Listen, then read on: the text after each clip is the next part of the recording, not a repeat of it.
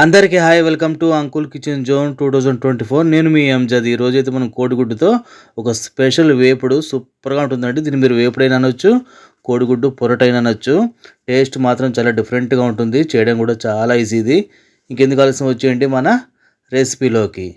ఇప్పుడు స్టవ్ మీద ఒక ప్యాన్ పెట్టుకుని ఆ ప్యాన్లో మనం మసాలాలతో ఫ్రై చేసుకుందాము. 1 స్పూన్ ధనియాలు, 3 ఎండుమిరపకాయలు, ఒక హాఫ్ స్పూను మిరియాలు వేసుకొని మంచి అరోమా ఫ్లేవర్ వచ్చేంత వరకు అయితే మనము దీన్ని ఫ్రై చేసుకోవాలి. స్టవ్ అయితే పూర్తిగా నేను సిమ్లో పెట్టేశాను. అలాగే ఒక 1/4 స్పూన్ జీలకర్ర వేసుకొని ఇది కూడా మనం దూరగా ఫ్రై చేసుకోవాలి. స్టవ్ను సిమ్లో పెట్టి చేస్తే మనకు మసాలాలు అనేవి కరెక్ట్గా ఫ్రై అవుతాయండి. అలాగే ఇందులో ఒక రెమ్మ కరివేపాకు వేసి ఇది కూడా బాగా ఫ్రై చేసుకోవాలి. మనకు బాగా కరివేపాకు అనేది బాగా ఎండిపోవాలి. ఆ విధంగా ఒక్క నిమిషం అలా మనం స్టవ్ని పూర్తిగా సిమ్లో పెట్టేసి ఫ్రై చేస్తున్నామంటే పర్ఫెక్ట్గా మనకు మసాలాలు ఫ్రై అవుతాయి మంచి అరోమా ఫ్లేవర్తో. ఇప్పుడు చల్లారిన తర్వాత దీన్ని మిక్సీ జార్లో అయితే పొడి కొట్టుకుందాం.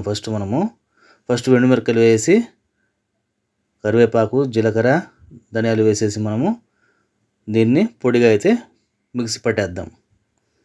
చూసారు కదా, ఈ విధంగా అయితే మనకు పొడిగా వచ్చింది కచ్చా పచ్చగా. ఇప్పుడు దీంట్లోనే మనము 4 తెల్లగడ్డపాయలు అంటే వెల్లుల్లిపాయలు 4 అయితే వేసుకున్నానండి. నేనైతే 5 కోడిగుడ్లు తీసుకున్నాను.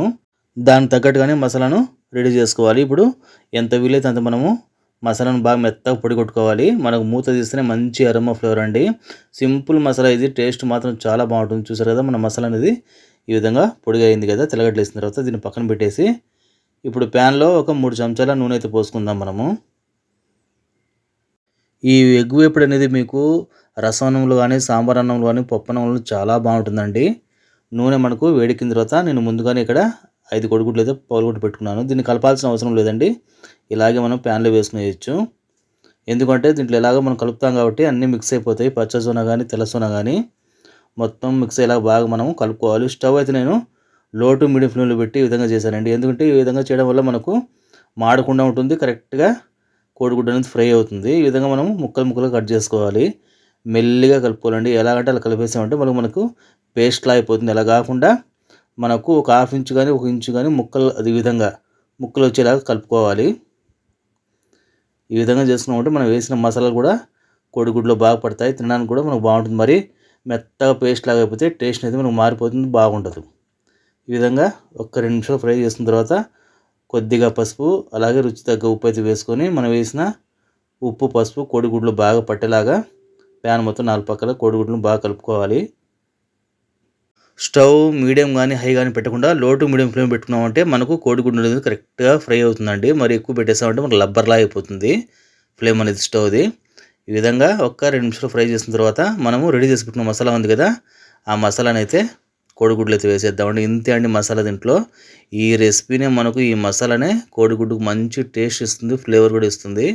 మసాలా వేసిన తర్వాత కోడిగుడ్డు మొత్తం బాగా పట్టేలాగా మనము ప్యాన్లో బాగా కలుపుకోవాలి. కోడిగుడ్డును మసాలా మొత్తం బాగా మిక్స్ అయిపోవాలండి కోడిగుడ్డులో. ఆ మసాలా ఫ్లేవరు, ఆ ఘాట్ అనేది బాగా పీల్చుకోవాలి కోడిగుడ్డు అనేది. అప్పుడే టేస్ట్ మనకు ఆ పొరోటా అనేది సూపర్గా వస్తుంది. చూసారు కదా, మనకు కొద్దిగా నూనె ఎక్కువ అనిపించినా కూడా మనకు ఫ్రై అయ్యే కొద్దీ కరెక్ట్గా సరిపోతుంది నూనె అనేది కోడిగుడ్డుకు. స్టవ్ అయితే నేను ఇప్పుడు కూడా లో టు మీడియం ఫ్లేమ్ పెట్టి ఫ్రై చేస్తున్నాను. అప్పుడే మనకు మసాలాలు కానీ, కోడిగుడ్డు కానీ కరెక్ట్గా ఫ్రై అయ్యి దాని ఫ్లేవర్ కానీ, టేస్ట్ కానీ ఎక్సలెంట్గా ఉంటుంది. ఈ విధంగా మధ్యలో గ్యాప్ ఇస్తూ కోడిగుడ్డును కలుపుకుంటూ ఉండాలి. ఇది మనకు రసంలో కానీ, పప్పనంలో కానీ హైలైట్గా ఉంటుందండి. మన కోడిగుడ్డు పొరోటా అయితే రెడీ అయిపోయింది. ఇప్పుడు దీన్ని ఒక ప్లేట్లో అయితే సర్వ్ చేస్తాము. చూసారు కదా, పచ్చని అరిటాకులో మన మంచి ఫ్లేవర్ఫుల్గా ఉండే కోడిగుడ్డు ఫ్రై అనండి, వేపుడనండి సూపర్గా ఉంటుంది. ఇది చపాతీకి కూడా చాలా బాగుంటుందండి. చేయడం కూడా చాలా ఈజీ కదా ఇది. మీకు నచ్చితే లైక్ చేయండి, సబ్స్క్రైబ్ చేయండి, షేర్ చేయండి. Thanks for watching me friends.